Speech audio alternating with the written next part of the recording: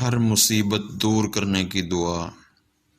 حضرت سعد رضی اللہ تعالیٰ عنہ بیان کرتے ہیں کہ ہم نبی کریم صلی اللہ تعالیٰ علیہ وآلہ وسلم کی خدمت اقدس میں بیٹھے ہوئے تھے تو آپ صلی اللہ علیہ وسلم نے ارشاد فرمایا، کیا میں تمہیں ایسی چیز کے متعلق خبر نہ دوں کہ تم میں سے کوئی شخص کسی مصیبت یا کسی دنیاوی آزمائش میں مبتلا ہو تو اس کے توسل سے مانگنے پر اس کی وہ تکلیف دور ہو جائے۔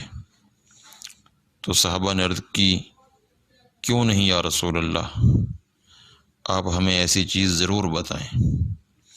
تو آپ صلی اللہ علیہ وآلہ وسلم نے ارشاد فرمایا کہ وہ حضرت ذوالنون علیہ السلام کی دعا ہے، یعنی لا الہ الا انت سبحانک انی کنت من الظالمین، یعنی یہ دعا ہر مصیبت اور پریشانی دور کرنے کا نبوی نسخہ ہے۔